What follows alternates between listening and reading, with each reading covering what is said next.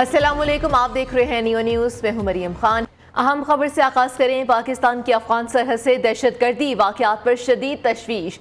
वज़ीर दिफा ख्वाजा आसिफ ने कहा कि अफगानिस्तान हमसाया और बरादर मुल्क होने का हक नहीं अदा कर रहा।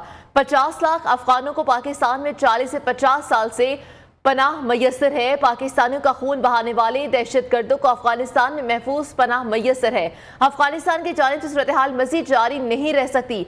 पाकिस्तान अपनी सरजमीन और शहरियों के तहफ़्फ़ुज़ के लिए तमाम तर वसाइल बरूए कार लाएगा। बलोचिस्तान अमन का गहवारा। जमाली ऑडिटोरियम कोयटा में बलोचिस्तान के हवाले से तकरीब का एहतमाम किया गया।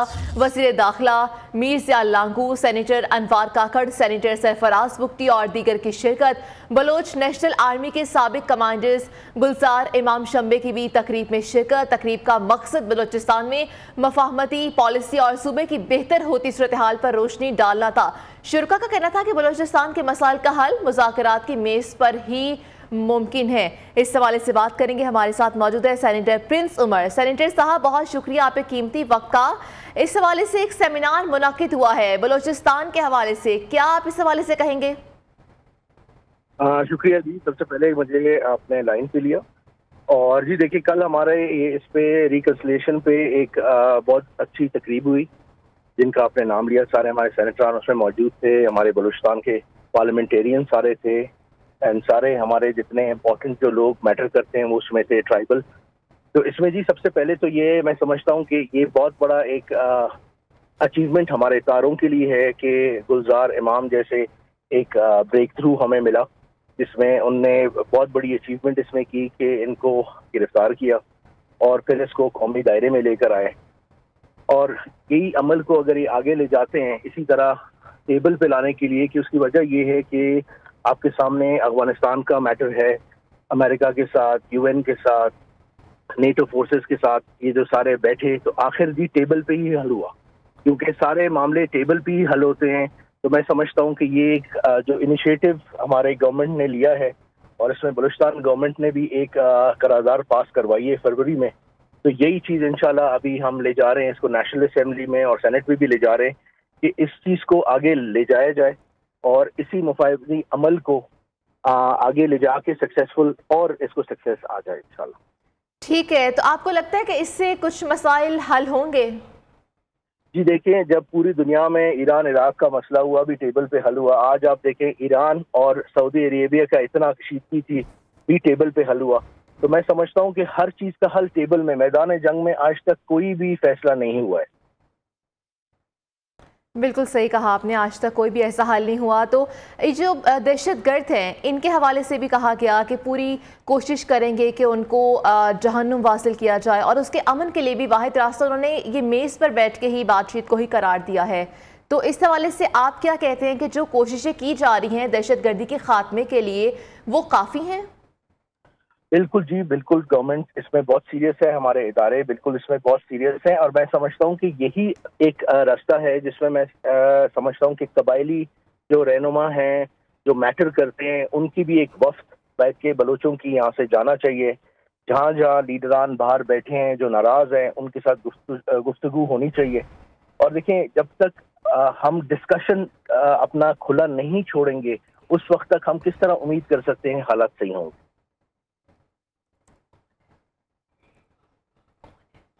ठीक है, हमारे साथ ही मौजूद रहेगा प्रिंस अहमद उमर, हमारे साथ सेनेटर। हमें ज्वाइन किया है ब्रिगेडियर वकास साहब, हमारे साथ हैं, तज्जियाकार हैं बहुत बड़े, इनसे बात करेंगे। ब्रिगेडियर साहब, बहुत शुक्रिया आपके कीमती वक्त का। एक तकरीब का एहतमाम किया गया जिसमें जो गुलजार इमाम शंबे है उसने भी तकरीब में शिरकत की, और इस तकरीब का जो मकसद था वो बलूचिस्तान मफाहमती पॉलिसी और सूबे की बेहतर सूरत हाल पर रोशनी डालना था। आप क्या कहेंगे इस हवाले से? आई थिंक ये बहुत बड़ी स्ट्रेटेजिक मूव है, बहुत बड़ा स्टेप है। और जिस तरह हमारे सेनेटर साहब जिक्र कर रहे थे कि जब तक आप इंगेज नहीं करते हैं बलूचिस्तान के अवाम को, चाहे वो डिजिटल ग्रुप्स हैं, चाहे वो लेट्स से हमारे मेन स्ट्रीम यूथ है या अवाम है, बिकॉज उधर महरूमियाँ काफ़ी ज़्यादा हैं और उस पर काफ़ी सक्सेसफुल गवर्नमेंट ने एफर्ट किए। लेकिन अभी इस चीज़ में जो विनिंग हार्ट्स एंड माइंड की स्ट्रैटेजी है वो भी अप्लाई हो रही है। एक तरफ तो डेफिनेटली जो टेररिस्ट नेटवर्क है उनके साथ लड़ाई हो रही है, और मिलिट्री का पोलिटिकल लीडरशिप का एक ही स्टांस है कि या तो वो हथियार डाल दें اور اگر لڑنا ہے تو پھر اسٹیٹ لڑے گی. اور جو شامل ہونا چاہتے ہیں مین اسٹریم میں ان کو جو ہے ڈیفینیٹلی اسپیس دی جائے گی. اس لیے آئی تھنک گلزار امام شمبے کی جو شمولیت ہے لاسٹ ان کی پریس کانفرنس میں بھی انہوں نے ایکنالج کیا تھا اور یوتھ کو ایک پیغام دیا تھا کہ آپ آئیں مین اسٹریم میں. اس وقت بلوچستان کو کھولا جا رہا ہے ماشاء اللہ. اس کے اگر آپ دیکھیں ان ٹرمز آف ریسورسز اس کے آئل اینڈ گیس ہے, اس کے بعد ریکوڈیک ہے, وادر پورٹ آپریشنل ہے. تو ایک آئی وڈ سے کہ ایک مڈل ایسٹ کے کنٹریز کی طرح انشاءاللہ تعالیٰ 5-10 سال میں بلوچستان بہت آگے چلا جائے گا. اس میں حصہ ڈالیں. تو آئی تھنک سب سے سگنیفیکنٹ چیز گلزار امام شمبے کی یہاں شمولیت ہے اور اس سے انٹرنیشنلی بھی بہت بڑا پیغام جائے گا. جو باہر سردار بیٹھے ہوئے کچھ ڈیزیگنیٹ گروپس ہیں لائک لیٹس سے برہم دار بکی ہے یا ہردیار مری وغیرہ ہیں, ان کے گروپس ہیں. اور ودن بلوچستان جو یوتھ ہے ہمارے پاک لنگ ایریاز میں, ان کے لیے بڑا اچھا پیغام ہے کہ آپ آئیں اور بلوچستان کی ترقی میں حصہ بھی ڈالیں, اس کا حصہ بنیں, اور جو آپ اسٹیک ہولڈرز ہیں. تو اس لحاظ سے آئی تھنک یہ بڑی خوش آئند چیز ہے اور یہ اسٹریٹجی جو ہے اس میں اللہ تعالیٰ پاکستان کو کامیابی دے. بلوچستان کے عوام اور یوتھ کے لیے آئی تھنک بہت بڑا اسٹیپ. ٹھیک ہے, بہت شکریہ. ہمارے ساتھ موجود تھے دفاعی تجزیہ کار بریگیڈیئر وقاص اور اس کے علاوہ سینیٹر پرنس احمد عمر ہمارے ساتھ موجود تھے. بہت شکریہ آپ کے قیمتی وقت کا. ابھی آپ کو براہ راست سے چلیں جہاں وزیر خارجہ بلاول بھٹو آج ٹھٹا میں دھابی چی اسپیشل اکانومک زون کا سنگ بنیاد رکھیں گے. آگے بڑھیں. آپ کو بتائیں کہ مسلح افواج کا افغانستان میں ٹی ٹی پی کی محفوظ پناہ گاہوں اور کارروائیوں کی آزادی پر شدید تحفظات کا اظہار. آئی ایس پی آر نے کہا کہ دوحہ معاہدے میں کیے گئے وعدوں کے مطابق پاکستان میں دہشت گردی کی کارروائیوں میں افغان شہریوں کی شمولیت پر تشویش ہے. اس پر توجہ دینے کی بھی ضرورت ہے. آرمی چیف جنرل عاصم منی نے کوئٹہ گیریزن کا دورہ کیا. سپہ سالار کو یوب میں ہونے والے حالیہ دہشت گردانہ حملوں کے بارے میں بریفنگ بھی دی گئی. نگران وزیر اعلیٰ پنجاب محسن نقوی اور کور کمانڈر لاہور کی زیر صدارت صوبائی ایپیکس کمیٹی کا اہم اجلاس ہوا. نظر ثانی شدہ نیشنل ایکشن پلان پر پیش رفت پر بھی غور کیا گیا. 9 مئی کو سیف سٹی تنصیبات کو نقصان تدارک کے اقدامات پر بریفنگ. کمیٹی کا دہشت گردوں کو شکست دینے نیشنل ایکشن پلان کی روشنی میں مشترکہ اہداف کے حصول کے لیے ہم آہنگی سے کام جاری رکھنے کا عزم کا اظہار کیا گیا.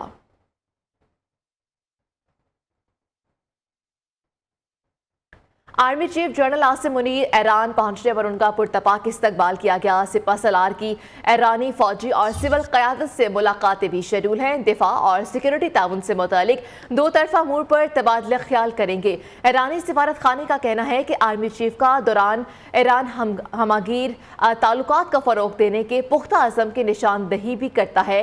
دورہ پاکستان ایران تعلقات کی جامع توسیع کی طرف ایک طویل پیش قدمی ہے. آپ کو اہم خبر سے اپڈیٹ کریں. پرویز خٹک کے مسلم لیگ نون کی اعلیٰ قیادت سے بیک ڈور رابطے.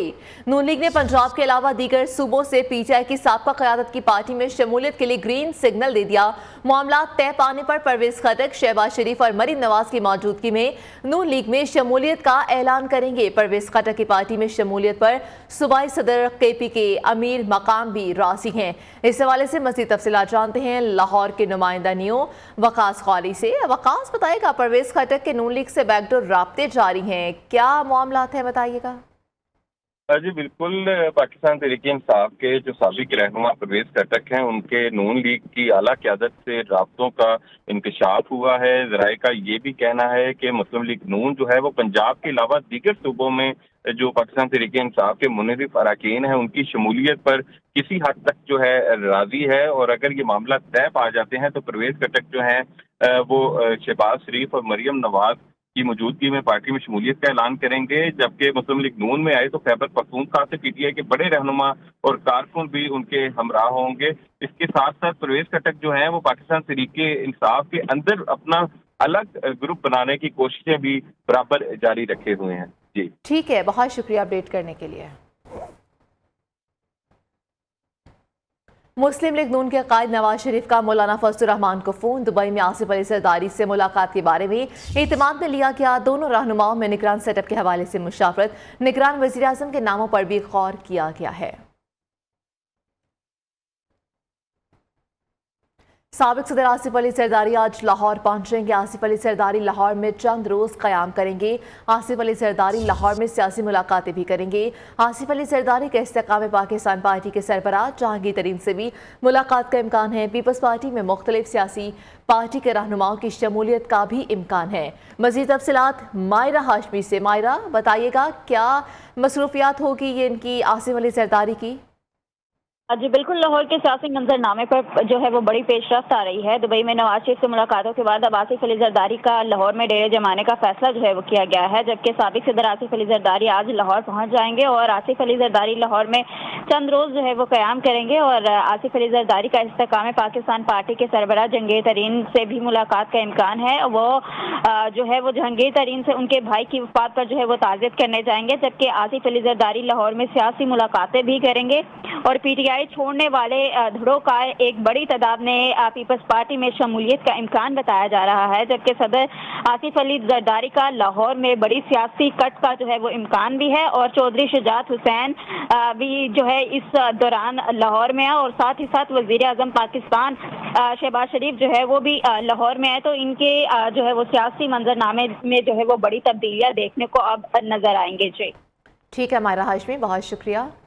Federation of all Pakistan university academic staff association کا خصوصی اجلاس میں HEC ترمیم بل 2023 پر غور کیا گیا۔ اجلاس میں ہائر ایجوکیشن کمیشن کی مجوزہ ترامیم کو یکسر مسترد کر دیا گیا۔ اجلاس میں مطالبہ کیا گیا ہے کہ ہائر ایجوکیشن کمیشن کے بجٹ میں اضافہ کیا جائے۔ مزید تفصیلات جانیں گے عائشہ شیب سے۔ عائشہ شیب، بتائیے گا ترامیم کو یکسر مسترد کر دیا گیا، کیا پیش کی گئی ہیں؟